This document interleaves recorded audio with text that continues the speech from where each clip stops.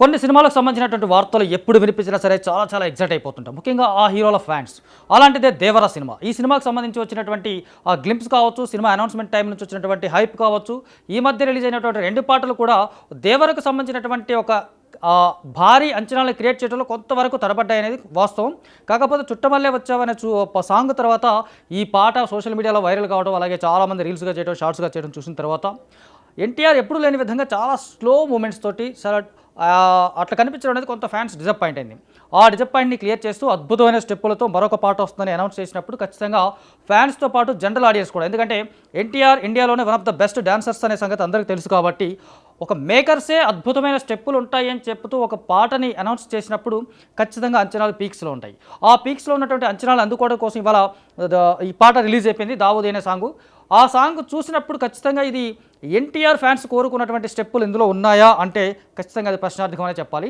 నిజానికి ఈ పాటకి తెచ్చినటువంటి హైప్ కానీ, ఆ పాట మీద ఉన్నటువంటి అంచనాలు కానీ కంపేర్ చేసి చూసుకుంటే కనుక ఈ దావూదీ అనే సాంగ్ ఆ అంచనాలను అందుకుంటుందా అనేది కొంతవరకు మనం వేచి చూడాల్సినటువంటి అవకాశం ఉంది. ఎందుకంటే కొన్ని పాటలు స్లోగా ఎక్కుతాయి, కొన్ని పాటలు సడన్గా ఎక్కుతాయి.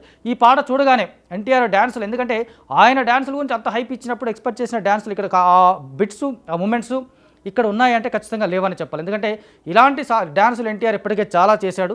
అంతకు మించినటువంటి ఒక అద్భుతమైనటువంటి స్టెప్పులు, ఇలాంటి స్టెప్పులు కూడా చేస్తారా, ఆయన బాడీలో స్ప్రింగులు ఉన్నాయా అనేటువంటి రేంజ్ స్టెప్పులు కూడా చూసినటువంటి మనకి లేదా జనరల్ ఆడియన్స్కి ఈ స్టెప్పులు పెద్ద విషయమేం కాకపోవచ్చా అన్నలాగా ఉన్నాయి. కాకపోతే ఈ పాటలో ఉన్నటువంటి ఒక స్పెషాలిటీ అంటే నాన్ స్టాప్ మూమెంట్స్ ఉన్నాయి. అంటే మామూలుగా హీరో రిలాక్స్ అవ్వడమా లేదా హీరోయిన్ రిలాక్స్ అవ్వడమా, క్లోజ్అప్ షాట్స్ అప్పుడు చిన్న చిన్న మూమెంట్స్ ఇలా ఉంటాయి. బట్ ఈ పాట స్టార్ట్ అయిన దగ్గర నుంచి ఎండింగ్ వరకు నాన్ స్టాప్ ఎన్టీఆర్ బాడీ మూమెంట్లో ఉంటానే ఉంటుంది.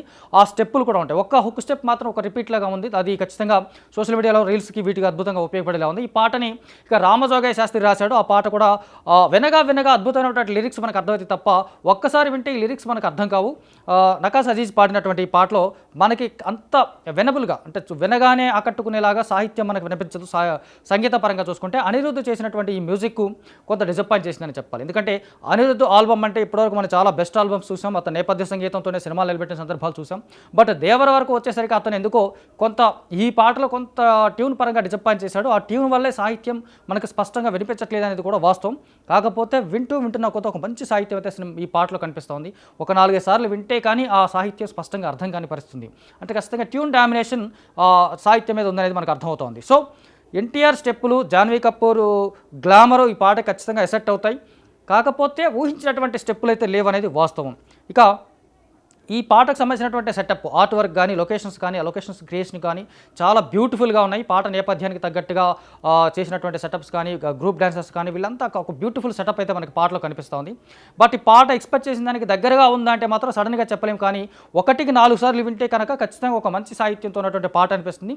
స్టెప్పుల పరంగా మరీ ఎక్స్పెక్ట్ చేసిన వారికి, అంటే ఎన్టీఆర్ స్టెప్పులు ఆల్వేస్ ఎప్పుడైనా బ్యూటిఫుల్గానే ఉంటాయి, ఆయన ఏ స్టెప్ వేసినా అందంగానే ఉంటుంది. కాకపోతే చాలా ఎక్కువగా ఊహించుకున్న వాళ్ళకి మాత్రం కొంత డిసప్పాయింట్ చేస్తుంది. కాకపోతే ఫస్ట్ టైం నాన్ స్టాప్గా ఆ మూమెంట్స్ తోటి, లెగ్ మూమెంట్స్ కావచ్చు, ఆ బాడీ మూమెంట్స్ కావచ్చు, అతను వేసినటువంటి స్టెప్పులు కొంచెం కొత్తగా కనిపిస్తూ ఉన్నాయి.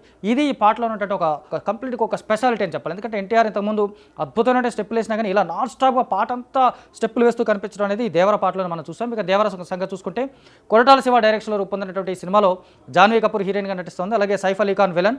సినిమా ఈ నెల 27న విడుదల కాబోతుంది. ఈ రిలీజ్కి ముందు ఉన్నటువంటి బజ్ని పెంచడానికి ఈ పాటలు యూజ్ అవ్వాలి. మనకు ఆ పాటలు యూజ్ అవుతాయా లేదనేది మరికొన్ని గంటలు, ఎందుకంటే ఆల్రెడీ పాట వచ్చిన కొన్ని నిమిషాల్లోనే సోషల్ మీడియాలో చాలా పెద్ద వైరల్ అయిపోతుంది.